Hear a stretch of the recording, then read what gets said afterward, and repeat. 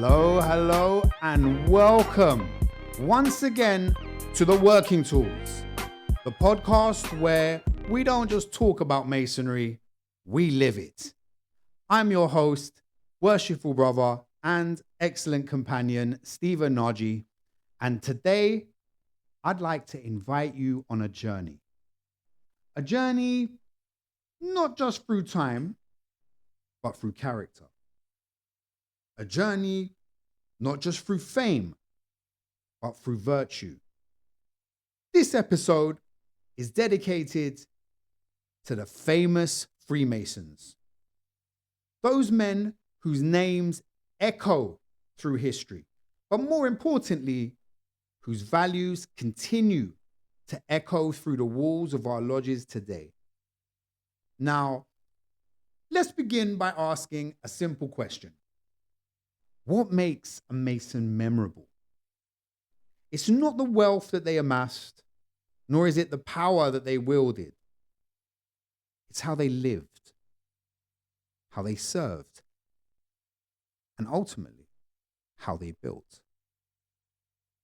Some of the most famous Freemasons changed the world.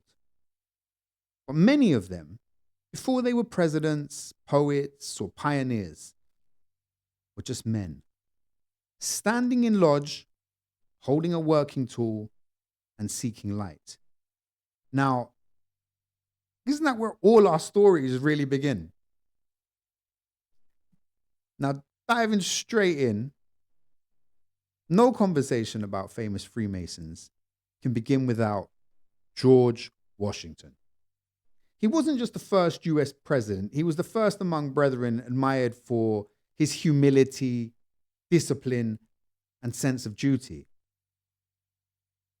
Washington was initiated into Freemasonry at age 20. He presided over one of the earliest Masonic cornerstone ceremonies in the young United States, the Capitol building itself. His apron, stitched by the Marquis de Lafayette, is now preserved as a national treasure. But more important than the apron was how he wore it. And he wore it with honor. In his writings, Washington repeatedly referred to the moral compass of Freemasonry, praising its capacity to build character and unify men beyond political, cultural, or religious divides. His leadership was Masonic in spirit, measured, just, and rooted in service. Now, as we swim right back over the pond, we have Winston Churchill, who stood as a pillar during Britain's darkest hour. Initiated in 1901 at Studholme Lodge, number 1591, Churchill's involvement was brief in practice, but deep in principle. He embodied resilience, courage, and a refusal to yield. His speeches rallied a nation, but it was his inner strength, that quiet, stubborn fire, which reflected a Mason's heart. To stand firm when others falter, to hold the line, and to build even when all seems lost. Churchill once said, "To each there comes a moment to do something extraordinary. Our greatness lies in seizing that moment." And that, my brothers, is something each of us must prepare for, be it in lodge or in life. Now, back over the ocean, we look to Benjamin Franklin, the enlightened brother, who was a printer, philosopher, an inventor, a diplomat, and a Grand Master. He joined the craft in 1731 and quickly rose to prominence, not just in lodge, but in his nation. Franklin saw Freemasonry as a place of self-improvement, dialogue, and shared values. He helped publish Masonic literature, supported lodges across the colonies, and helped craft the moral foundations of a nation. He once said, The only thing more expensive than education is ignorance. Now, that's a Mason through and through. Now, let's cross into the world of ideas, to Voltaire, the French philosopher who challenged religious dogma and demanded reason over tyranny. He was initiated into the Lodge of the Nine Sisters, I get this, at age 84, just months before his death. To him, joining Masonry wasn't just symbolic. It was an act of reconciliation, a gesture that said, I believe in the light and I believe in brotherhood. Even at life's end, he sought more light. And what could be more Masonic than that? Now, from the world of ideas to the world of music, Wolfgang Amadeus Mozart was not only a Masonic brother, but a spiritual artist who embedded Masonic values into his compositions. The Magic Flute in particular is filled with Masonic allegory, the trials of fire and water, the pillars of wisdom, and the triumph of truth. Mozart attended lodge regularly and he composed works for Masonic ceremonies. He saw Masonry not just as an institution, but as an inspiration. Now, there's legacy in literature as well. Let's talk about the pen and the Masons who used it. Sir Arthur Conan Doyle, who brought us Sherlock Holmes, but also showed us the importance of logic, deduction, and honor. Mark Twain, a man of wit and wisdom, said of Freemasonry, it is founded on the purest principles of morality and virtue. Rudyard Kipling, author of The Jungle Book, who wrote poetry laced with Masonic imagery and was deeply involved with lodge work throughout his life. Their stories taught generations to question, to grow, and to see beyond the surface. Even today, the Masonic torch continues to shine. We have Buzz Aldrin, who took his Masonic working tools beyond this earth and to the surface of the moon. Nat King Cole, smooth and soulful, helped dismantle racial boundaries with grace and quiet strength. And one of my favorites, Shaquille O'Neal, a towering presence who used his voice to uplift communities, promoting the values of integrity, charity, and self-discipline. These are not just celebrities. These are brethren. And that brings us to another name, one that still echoes across the cricket grounds of history. And this is where we're going to do something slightly different. And I'm going to put this out to one of the other brothers who are going to give you an introduction into another famous Freemason. Hello, brethren. My name is Neil. I'm from the Dormer Lodge, number 2222 in the province of Surrey. I've been asked to profile a famous Freemason, and being from Australia, I thought it was a good idea to look at Australian Freemasonry. It's a really choice between three famous Freemasons from Australia. The first two of which really will go down the annals of Freemasonry as legends, in my opinion, because one of them invented Vegemite. The second one, he invented the Frodo Frog. And for those of you who have not had a Frodo Frog, try and find one, have one. It's fantastic. You won't look back. However, I've decided to profile today Sir Donald Bradman. He's often simply called Don. He's widely regarded as the greatest cricketer of all time. He was born in 1908 in Cootamundra in Australia. And he really became a household name and national hero and a global icon, even though it was the early 20th century. A global icon thanks to his extraordinary talent with the bat and his overall dominance of the game, a dominance that we haven't really seen again, only comparatively perhaps with Wayne Gretzky, the great one, the great ice hockey player, who was over and above, excelled in his sport and dominated the field in which he played over and above anyone else. No one came close to him. Donald Bradman is very much the same. He had a 52 Test career for Australia. He scored nearly 7,000 runs and a staggering average of 99.94. That statistic remains unmatched. And to put that in perspective, today a batting average of 50 is considered good. Bradman's genius was in his reflexes, his unorthodox yet really effective approach to the game. And every Australian will tell you that we are familiar with the images of him practicing hitting a golf ball against a water tank with a bit of stump of wood. This gave him precision and timing and really led to his uncanny ability to really read bowlers and adjust instantly. It was so quick and instant. And it made him almost impossible to dismiss. He played in a turbulent time, which really links to his character as a Freemason. He played through the Great Depression, World War II, and he brought hope and pride to millions of Australians. In terms of his Freemasonry, Bradman, he is a symbol himself as a symbol of respectability, embodying the traits of discipline, integrity, and sportsmanship, all values that are aligned with Freemasonry. In the time, it really gave him Freemasonry, put him in a broader social context for Australians. He was able to use his masonry to foster community support and mutual respect. He was initiated into Freemasonry in the province of New South Wales, the United Grand Lodge of New South Wales, on the 26th of November 1929.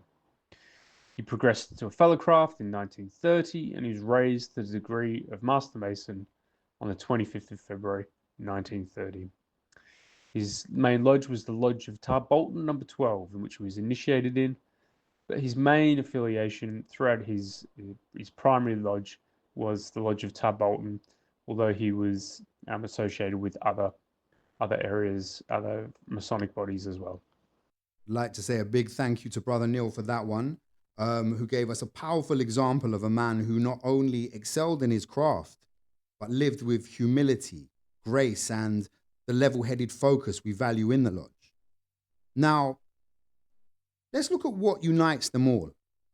Despite their differences in profession, background, and level of fame, these men shared something deeper. They sought light. They lived with purpose. They walked with humility. And they built lives grounded in the tools and tenets of the craft. They remind us that masonry isn't about being known. It's about being useful and about being true. And speaking of usefulness, there's a brother who transformed industry itself. Now, let's hear a few thoughts from another brother about a man whose innovations changed the world. Firstly, thank you, Steve, for having me on to the Working Tools podcast. As a listener and subscriber, it means a lot. Now, I knew instinctively when you asked me to talk about a famous Freemason that Henry Ford would be the chap that I would focus on, and there's a number of reasons for that. I remember seeing his portrait displayed outside the museum at Great Queen Street on my first visit there as part of the province of Surrey. He's from Michigan, which is where my wife's family are from, so there's that personal connection. And before joining Freemasonry, I'd been struck by how many successful and significant men have been Freemasons and thought, there must be something in this. Now, Henry Ford definitely falls into that successful and significant category. He was one of the great men of the 20th century who helped shape a more modern approach to business, created wealth and jobs, and through making car ownership affordable, contributed to a freer society. He was also a lifelong Freemason who truly created a superstructure. Born on the 30th of July 1863 in Dearborn, Michigan, he was initiated into Palestine Lodge number 357 and raised to the sublime degree of Master Mason in 1894. The culmination of his Masonic journey came years later in 1940, when he received the 33rd degree of the ancient and accepted Scottish Rite. He passed away on the 7th of April 1947 with over 50 years Masonic service, which is quite impressive if you think about how he would have had to balance that with his business and family life. Now, there's some debate over the extent to which Masonic principles shaped his approach to business, but, to my mind, introducing the $5 workday in 1914 for his workforce, which would have been a significant increase for that type of work at that time, speaks to a much more equal relationship between owner and employee than would have existed beforehand. Perhaps this was inspired by the idea of meeting on the level, although with a solid business rationale behind it, making recruitment and retention that much easier. And this was demonstrated by the fact that his competitors followed suit in the years to come.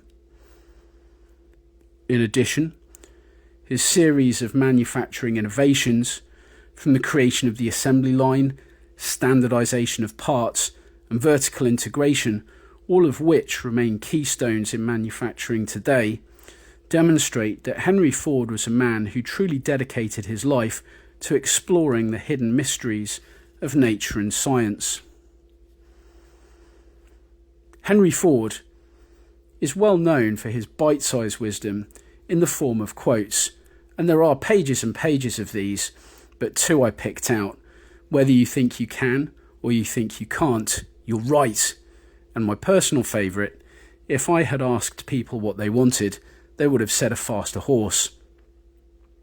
Now, his most famous quote on Freemasonry is that Masonry is the best balance wheel the United States has. And I think that still rings true today, although I'd possibly expand that from the US to Western civilization in general. And for those wondering, a balance wheel is a small component in a clock or watch which essentially makes it tick. Now, as Freemasons we know, visiting other lodges is a key part of Freemasonry. I haven't visited any lodges in the US yet, but number one on my Masonic bucket list would have to be Palestine Lodge number 357. Maybe I'll talk to my lodge secretary. Steve, back to you, brother. Brother Yusef, thank you so much for that shining example of pure practical genius, but also of structure, order, and the value of building systems that benefit the many and not just the few. Thank you again. So what does this mean for you and me? It means that the greatness isn't reserved for history books. It's something we build every day. In lodge, in family, in service, whatever we're doing. It means that by taking up our working tools with care and by acting upon the square, walking upright and keeping our passions within due bounds, we too become part of that lineage. You don't have to be famous to be remembered. You only need to live with honor, to leave behind light. One final voice I'd like to share is from a brother reflecting on the great satirical artist and Freemason, William Hogarth, a man who used his craft to question and to enlighten and to reform. Please take it away, worshipful brother Paul Chapman. When it comes to famous Freemasons, my favourite is William Hogarth, the painter, printmaker and satirical cartoonist. His story is a really interesting one. He came from humble beginnings and wasn't particularly academic, but after spending a few years as an apprentice engraver, he enrolled in a drawing school run by Sir James Thornhill, who was a famous muralist painter of the time. Thornhill was the first British painter to be knighted, for example, and there are his paintings that you can see around the inside of the dome of St. Paul's Cathedral. Thornhill was also a very well-connected Freemason. Hogarth quickly came to Thornhill's attention, and he helped the young man greatly. Presumably through Thornhill's influence, Hogarth became a Freemason himself within a couple of years, and began including Masonic symbolism and caricatures of famous Masons such as John Desaguliers in his work. Then Hogarth eloped with Thornhill's only daughter, which must have been something of a disappointment to Thornhill. But through Hogarth's series The Harlot's Progress, they rekindled their relationship, and Hogarth went on to become the great painter and printmaker that we know today. But he was more than just a famous person who was also a Freemason. Hogarth was a founding governor of the London Foundling Hospital, a kind of orphanage, and he helped raise many thousands of pounds for the hospital. In fact, he and his wife fostered many of the foundling children, and he also used his influence to get other wealthy benefactors involved. He set up Britain's first public art gallery at the hospital to raise money and profile for the hospital, and to champion the art of young painters, including Joshua Reynolds and Thomas Gainsborough. Hogarth was made a Grand Steward in 1735 and designed a Grand Steward's jewel that was used by the Grand Lodge for over 100 years. As I said, there are many famous people who are also Freemasons, but to me, Hogarth is someone who should be viewed as a famous Freemason, as he embodied what it means to be a Freemason in thought and word and deed. That's why he's my favourite famous Freemason. A big thank you to Worshipful Brother Paul Chapman on that one, who shows us how Hogarth reminds us that art, humour and critique, when shaped by morality, can raise consciousness as powerfully as any gavel or sword. Now, before we close, let's revisit our core values, the very same ones embodied by the great brethren we've explored today. Integrity. Be the same man in private as you are in public. Brotherhood. Offer your hand before your judgment. Wisdom. Seek the truth, even when it's hard. Compassion. Help without expectation. And resilience. Build when others walk away. Let these be the legacy you leave. Now, this has been a great one, and I've thoroughly enjoyed putting this one together. I'd like to thank you all for joining me on this extended journey through the lives and lessons of famous Freemasons.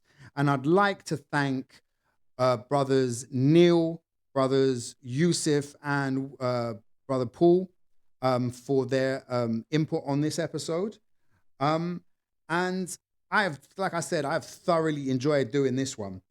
If you have found inspiration in their stories, good, but don't stop there.